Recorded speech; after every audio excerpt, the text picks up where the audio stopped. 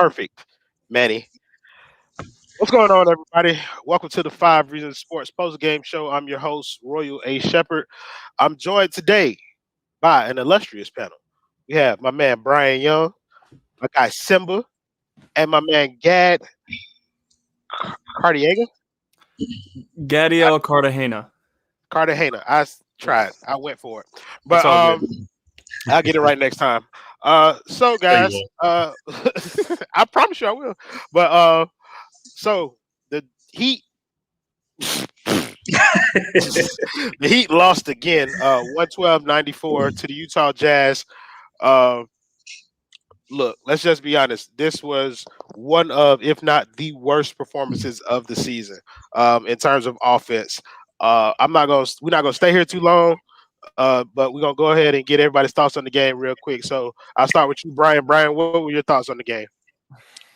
I thought that, like you said, the offense looked really, really bad. It felt like, I guess it's kind of felt like this all season, where it's basically if it's not our shooters going off from three or Jimmy having a finals like performance, we just kind of look meh, or I guess less than meh, and that showed up again tonight. Yeah, Matt is generous.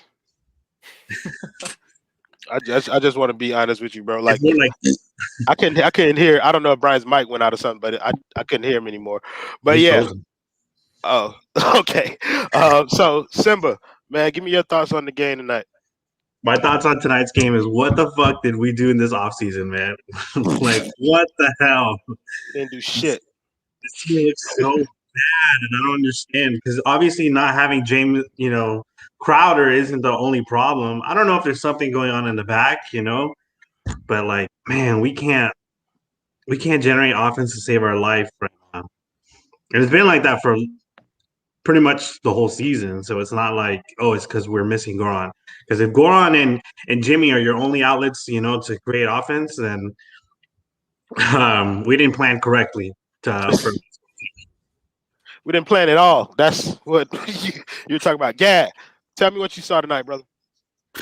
I mean, we all saw the same shit. That was garbage. That was just atrocious all the way around. Like, you saw 22 and 13 in the third quarter. Just, they couldn't even hit a shot. Like, brick after brick after brick after brick.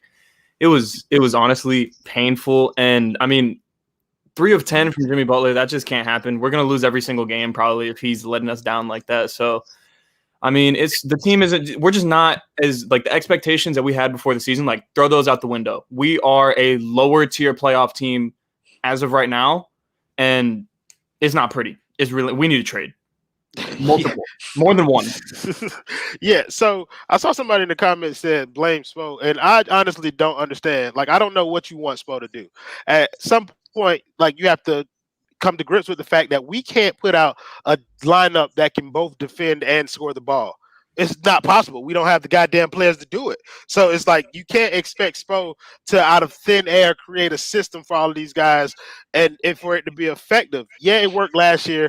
Well, you had a little bit of everybody contributing, but eventually they found the book on that. So let's get into some more specifics. Gad, you brought up Jimmy Butler's night, 3 of 10, scored 15 points, had 8 rebounds and 5 assists. I mean, I think you alluded to it. It's kind of like if he can't get anything at the rim or if that mid-range shot ain't falling, then that's a wrap. That's a GG for this game, right? Yeah. So we're looking at him, but let's talk about Bam some. Brian, is Bam afraid of Rudy Gobert? I mean, all right. So I saw people giving Bam shit on the timeline. I think we got to put this in perspective. Like, in fairness, Rudy Gobert is one of the best defensive players in the league, and as a much smaller guy, he's probably going to lose that matchup if he tries to take Rudy to the rim. But I mean, this is just kind of Bam's normal game, right? Usually, it doesn't matter if it's Rudy Gobert or Mitchell or whoever, he just hasn't been aggressive with his matchup. So this isn't really any different from what we've seen. Outside of those two Nets games, it's been kind of him deferring to other guys. I think we found the victim of the Ethernet tonight because Brian, half of your answer was fuck. Was so it? Simba, For real. You yeah, got the Miami Heat connection tonight. yeah. Oh, yeah. So I should have did this at the beginning of the show. So we want to make sure that we shout out the 5 Reasons Sports General, Ethan Skolnick. It is his birthday today. He is officially 263 years old. He's the probably daddy of asleep. the network. Yeah, he's probably asleep, so he will never see this. But let's get back into the game. Some though, like, okay, so Rudy Gobert is a premier defender, but shouldn't we expect, like, I mean, I don't know, like, Simba, this game just looked awful to me because it seems like as soon as they cut off that paint, like, I don't think Rudy Gobert should have the effect where he can essentially shut down both our superstars and everybody else on the team for that long of a stretch of time. Am I wrong to say that? It felt like all they had to do was shut down, you know. It looked like all they had to do was shut down Bam and Jimmy and Duncan, right? Because Duncan only shot 4 3-pointers today, right? Because he was being, guarded all night. So basically, if you shut down, Duncan, he won't shoot, right? So he's always going to pass it back to Bam, and Bam is going to pass it back to Jimmy. And so honestly, all you really have to do is guard Jimmy, because none of the other guys are aggressive. They're not going to go for it unless they think they have a clear, shot, like, to really make it. So I think part of the problem with our offense is that there are not too many natural scorers on this team. Yes, Jimmy can score, but he's not a scorer. The scorers that we have on our team are not elite level scorers. Kendrick Nunn is a scorer, and that's how he ends up with 23 points. But a lot of that can be added to the fact that in the fourth quarter, essentially the game was fucking over, so Utah wasn't really guarding us anymore. Like, talk about some. Gad, I want you to talk about some of that. Like, I'm seeing a lot of we need a score. I mean, but there's also the complementary argument that people believe that Jimmy and Bam should be carrying the team. What do you believe is the fine line between that two of needing to get a score and allowing Bam to grow and allowing Jimmy to do his thing? I just think, like, this it's so weird because last year it was such a free-flowing offense. Like, you had these guys just pulling shots and they were all making them. It was all falling, and this year it's just not happening. Like, it looks like we don't have any actual hoopers right now on the team. Like, there's nobody that just wants to go in and say, all right, I'm getting 10 or 15 in this quarter. They just don't do it. Like, that's the biggest problem with this team. You have Jimmy Butler, who's just relying on getting to the rim and shooting free throws, and you have Bam, who, I don't know, once every 5 games decides to realize he has, like, all NBA potential. But until then, he's out there just deferring, playing like Draymond Green. Like, it's so frustrating because we don't have anybody making that difference. Like, Tyler Hero, as much as we want him to be there, he's not there yet. I don't know if he'll ever get there. Like, we need to shake it up for sure. Like, this team needs to add a ton of different elements, and relying on dribble handoffs all night is just... This game Bay Brewing. It's old. Yeah. Okay. Bad, but yeah, no, you good, but yeah, bro, I'm with you there, bro. Like, I think, like, at this point, like, I think it should be obvious to people at this point, especially with a game where you become this offensively inept. Like, I agree with this. Jimmy isn't a scorer; he's a facilitating star, and Bam isn't aggressive yet. If this team is going to go far, they need to add a vet scorer. I don't know if you need somebody who can carry the offense. Brian, are you cool with just adding a vet scorer? Because that could be somebody like Lou Will. Like, do you think this team needs just a veteran scorer, or you think they need, like, a bucket? They need a lot, but they need a bucket. Like, I think that if you're going to go for a score, you need a guy like Zach LaVine. What? I didn't even see what happened. We didn't hear what happened either. But I think I heard of your point. You said if we're going to get a score, we need somebody like a Zach LaVine. Yeah, you need like an elite scorer. You need an elite scorer, not like a guy, kind of like you don't need like another Goran Dragic who, comes off the bench and can give you points on Sunday nights. You need a guy who consistently can lead your offense. Because until Bam wants to do that, or until Tyler Hero is ready, we're not going to have that from night to night, and we're going to have to rely on Jimmy playing fucking amazing to have a chance. Oh Lord! And of course, Adam shows up in the comments when somebody says Zach LaVine. But he actually, speaking of Adam, he actually sent me some stats tonight that I want to kind of read off really quickly. And it's scoring halves for Miami. So in different games this season, this is how many points Miami has scored in a half. They scored 31 versus Dallas, 39 versus Toronto, 40 versus Brooklyn, 33 versus Denver, 35 versus Washington, 41 versus New York, and 42 tonight. That does not sound like an NBA team to me. Simba, like I need you. I need you to help me understand like how some fans can be so calm when they're watching this routinely happen to this team. I'm looking for some positivity. I don't have positivity. It sounded like everybody was saying we're missing Goran, right? Oh no, fuck that. Everybody was like, we're Not missing Goran. Goran. No wonder we're losing. We're missing Goran. Like, come on, man. Like, we have our starting lineup does not include Goran. And our starting lineup cannot generate offense. We have a huge problem. And I don't think it's just one player anymore. Like, I really don't. Honestly, I think we need to go for like Kyle Lowry and maybe John Collins. Maybe we can get both of them. I don't care anymore. Trade Duncan. Maybe we can get rid of Nunn. Kelly, see what we can do. I think we need a legit starting lineup that can actually scare other teams because I hate that crap that we were saying off season. We have a deep bench. Fuck the deep bench. It doesn't do shit for us. Yeah. Okay. So I want to thank Alex Campbell for the dono. He had a comment that says we don't need a scorer. We need an actual point guard to run the offense. Bam shouldn't be the main creator. We need a real point guard to open things up. So let's explore that a little bit. Is point guard like? I mean, of course, we're all saying that we need a scorer, but is it realistic to believe that a point guard like a Kyle Lowry could come in here and help the offense flow a little bit better? Gad? Here's the thing. Like, you look at Kyle Lowry, yes, he's a really good player. Like, he instantly upgrades his team. But when you watch his team, do you think realistically they're one or two pieces away from winning a title this year? Like, either one of you guys? No. Honestly, hold on. Depending on those one or two pieces, I do think we can make a drastic difference. The biggest piece you're gonna get is like a Lowry and then like fucking Nemanja Bjelica. Like, it's not gonna be anything big. No, that's realistic. Like, that's the realistic. Well, I don't think it's a one team no. trade. I don't think we need to go for that one team trade. I think we need to go for somebody like, even like what Adam keeps saying. Even if we went for Zach LaVine and somebody like John Collins, I think we still need to take. I think we need to take care of that point guard, power forward position.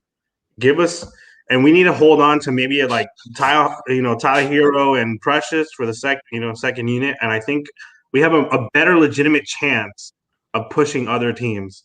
Here's my thing. I don't see right now like a realistic pathway for this team to go from what they are right now, which is getting fucking throttled by the Utah Jazz off a back-to-back, to winning, like beating the Brooklyn Nets or beating the Los Angeles. Like, it's not gonna. This is at least a 2-year fix. And I know we don't want to hear that, but like, it's not gonna happen overnight. It just won't. This team. But how is it a 2-year fix when all we lost was Jay Crowder, but DJJ? The league got better. It's not just the player personnel thing. But Simba, the league, like to Gad's point, the league has gotten better. We're talking about the fact that we need a Zach LaVine now, and like, there's no way for us to get Zach LaVine without letting go of Tyler. So I want to make that perfectly clear. Like, there's no way that we keep Tyler or Duncan if we're trying to make the necessary upgrades that we need. So get rid of one of them. Yeah, I mean, I've been on that train for a long time. But Brian, like, what do you think is the play here? Like, I mean, we're talking point guards. We're talking about not being able to get elite at both positions. So if you think Miami has the opportunity to get elite at one, which move is the one that they make? Because we've been saying power forward for the longest, and we've only heard them being connected to point guards. Yeah, I mean, I think that for me, can you guys hear me? Yeah. All right, cool. For now, just making sure. Yeah, so I do think that point guard is a really, really important spot for Miami. Like, I've been saying recently that I feel like Bam, especially, part of the reason I think he's not super aggressive is because he's having to create a lot of his own offense, right? So I think having a point guard that, like a Kyle Lowry, and I'm not saying that Kyle Lowry is going to make us a finals team, but I do think he helps Bam a lot, which helps the offense. And I think that, because he himself is an 18-point per game scorer and can defend, that's the other aspect of this is, we mentioned this a lot. We have one-way players. Mm-hmm. How many guys on this team, how many guards on this team can defend? Do you trust to, like, get a stop, right? Kyle Lowry is that guy, hypothetically. So I think that that's the position that I would lean towards. I think that you can kind of supplement with a fill-in like a Thad Young or something, a Larry Markkinen, even though he's probably more expensive. But that's kind of where I would put my chips, is a point guard or a really, really dynamic shooting guard that can also handle. Okay, so two things. I want to thank Alex Campbell for another $5.99. Don't know. He said they aren't winning the title. The moves you make are to build around Jimmy, Bam, and Hero for future seasons, which should be John Collins type players. I don't know how many future seasons you think Bam is going to make it. I mean, or Jimmy's going to make it, but he's right. He's at the ass end of his prime. Okay, so the moves need to be win now moves. We also want to recognize Milos with the $5 donation. He said, "Why point guard? Does nobody else see how we bleed rebounds every effing game?" It's the truth. I mean, that's something that we've been harping on for a while, getting somebody to help be next to Bam. But it doesn't. All I'm saying is point guard seems to be the Heat's focus. They were in part. They're being connected to Kyle Lowry. They've been connected to Derrick Rose. So let's talk. Let's get back to the game and let's talk about that goddamn drought.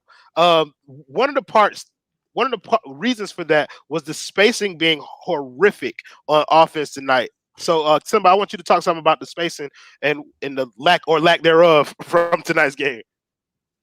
Yeah, I felt like because the 3-pointers were going, everybody just kind of started coming closer and closer and closer to the basket. I don't know. I feel like it gets so disorganized sometimes, like the offense, and players start to like group together. And that's what it looks like to me. I don't know if 12 from 36 from 3 tonight. So I think that sometimes, and then Bam has a bad habit of passing it only to Jimmy usually when he's in trouble, and Jimmy's out in like the 3-point line. Like that's the wrong person to be throwing it to. I mean, maybe he's also open because he can't shoot threes, but I think that the spacing becomes a problem, because we just start getting closer and closer and closer. I don't think we're hitting threes at the same, clip that we were hitting it last year. So I think part of that might be because of Duncan Robinson. Duncan Robinson is huge in terms of the gravity that he creates and helps get spacing. But when he's not hitting shit, like it's I mean, it's really nothing. But today it's not that he wasn't even hitting shit. It's just he didn't shoot. He wasn't shooting. He wasn't shooting. He was 2 of 4. 2 of 4. Like, so yeah, one of the things that we harp on is for Duncan, it's not about whether he makes or misses a shot. It's about the number of shots that he gets up. Like he has to be able to get up around 10 to 12 3-pointers a game. Why do you believe that he wasn't doing that? I mean, of course, I believe it was the spacing, but what is it that you think hinders him from being able to get the same kind of looks? I just don't know if he has any counters. Like it looks like the league figured out the whole dribble handoff thing, and now we're really struggling to create offense elsewhere. So when you can't counter that, like teams know what's coming, they're gonna be able to kind of make shots really uncomfortable on you. Like you look at what I'm not saying like Max Strus is Duncan Robinson. I understand Duncan is a better player, and Max Strus is not. Max Strus takes open threes, but Max Strus in 8 less minutes took 3 more shots than Duncan. That's an issue. Like if Duncan's gonna be on the floor, he has to be shooting the ball. If not, he's going to be more often than not a liability on the defensive end. And then from 3, I mean, if he's not shooting, he shot fine tonight, like 50% from 3, that's fine, but only on 4 attempts. You can't hit 2 threes, Duncan. That's not the answer for us. Like we need you to do more. If you want 15, if you want 15, 18, 20 million, like you need to be doing more. And there's just not many ways that he impacts the game. So it's frustrating. This entire game was just, I mean, the second half, the first half, it was like, how the hell are we in this game? And then the second half was just, oh, this is what should have happened a long time ago. Well, let's talk about how we were in the game. Brian, I'm gonna throw this to you. Essentially, what it was, the team played better defensively tonight than they have pretty much all season. And so that's, if I'm going to take a positive away from the game, and I know I'm not normally one to do that in situations like this, but I will tonight. If I'm going to take a positive away from this game, then it's going to be the way that they played defensively in the first half. And I think that kept us in the game. Like, it's not very often that our defense is better than our offense these days. But Brian, talk about some of what you saw defensively versus the offense tonight.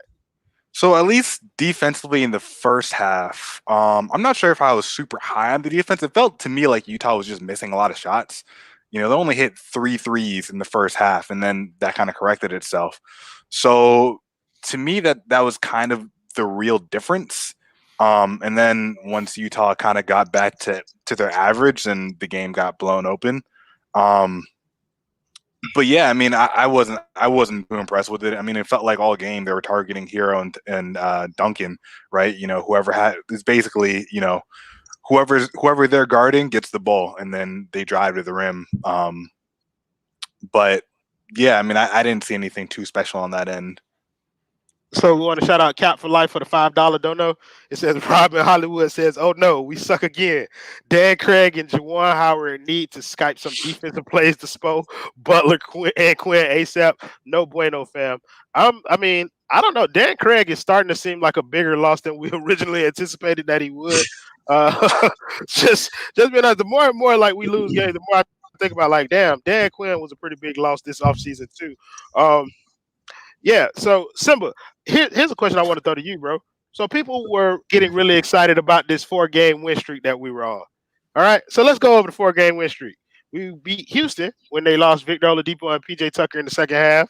We beat the New York Knicks twice, one of them by 2 points, and then we beat the Washington Wizards. And the game before that, the Washington Wizards beat us. Was that 4-point? Was that 4-game win streak? Was that fool's gold?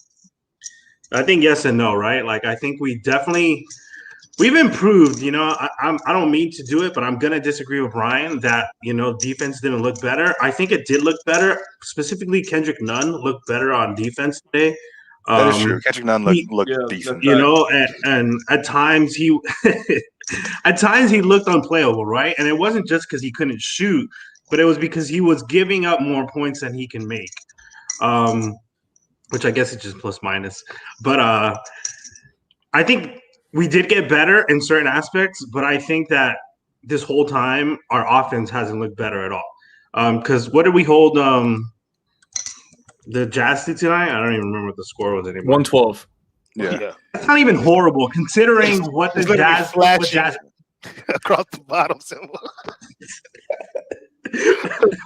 But that's not horrible considering what the Jazz are averaging, man. They're averaging 118 to 121. So it's not horrible. It's just that we scored 94. And like we can't get to we struggle to get to 100 points. And I think that's the biggest problem. I thought the biggest problem was always going to be defense this year, and it looks like we kind of figured out a defense that kind of works for us. It just looks like offense is holding us back. I don't think we figured out shit as far as defense. I think this was an aberration game, and I think we're going to go back to giving up 1 million 3-pointers a game later on this season. So I'm going to wrap this up really quickly because tonight, you know what I mean, is just not the night. Oh, my Lord. The man came from the shadows. So it's the guy, Clutch. Clutch, we're going to go ahead and give you a few seconds to talk. I'll be wrapping this up pretty soon, brother. How you feeling about the game tonight? Not good, but I mean, we just need to keep perspective. 4-3 is a win for this team. Coming back from this road trip, 4-3, that's good. You take it. Anything above that is a bonus. And I disagree with the defensive team take. They beat 4 really bad teams, and they didn't have Goran Dragic, Tyler Hero for a majority of the season, and those guys are really bad defensively. So, I mean, there's give and take, but at the same time, those supposedly offensive players, aren't doing what they're supposed to do. So it is what it is. Come back 4-3, and moves will be coming after that. So yeah, I mean, you keep saying Zach LaVine, right? But like, what would it take to get Zach LaVine? Everything. Doesn't matter what it would take. Honestly, Jimmy. I mean, personally, I would do Tyler and Duncan or Tyler and Precious. Like, I would do one of those two. I wouldn't give up everything, but I would definitely. That's also not enough. Like fix the season. But the point is not to fix the season. For me, they're not making the Eastern Conference Finals, and there's no singular move that they can do to get to the Eastern Conference Finals this year. So what I would do is I would generate assets for the future, not for the future as in like 3-4 years, because that doesn't fix or that doesn't mesh with Jimmy's timeline. But you have to be smart about it. I think you can still work and be a player this season, get to the second round even, but you can sell off some assets now and generate future assets for later, right? A Zach LaVine, if you trade for him now, you have him in the building. That's my whole point. And when you have him in the building this summer, you can retool and create a juggernaut offensively. You can pick up a JJ Redick off the street. You can pick up a bunch of guys with the cap space that you have because Zach LaVine's only making $19 million a year. Right, so there's moves to be had. I don't think that this year is the year for the Heat because of the COVID, because of just their offensive struggles, and because of the age.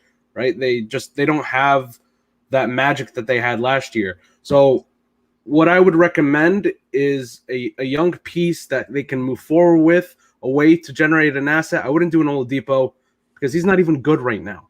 I would do stuff like that. So all I'll say is if you're making a trade for a rental, it better be worth it. Otherwise, they lose that trade 9 out of 10 times.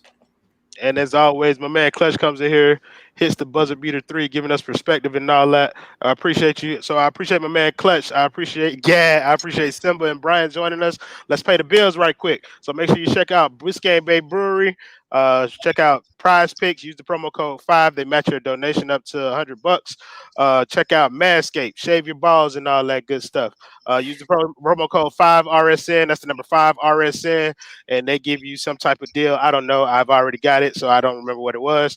We also have Best Ever, BESEVR. They need somebody who can spell in the building, but apparently it's some kind of sports simulator where you can do cool shit. I don't know. Talk to Ethan and David Fernandez about it. They went on about that shit. Oh yeah, I got them all. We got the man Seltzer Mayberg, also a proud sponsor of the 5 Reasons Sports Network. And yeah, I think that's enough paying the bills. I think we did good on this one tonight. Michael Porter. It's so funny because I feel like we could use Michael Porter so badly, and sometimes I think that Denver could use Tyler Hero. I mean, I don't think I would make that deal, but that's also a topic that we can put a pin in, and we'll talk about it later. So thanks everybody for joining us again. Happy birthday to the man Ethan J. Skolnick, man. Enjoy your Geritol and your Depends. Everybody have a great night.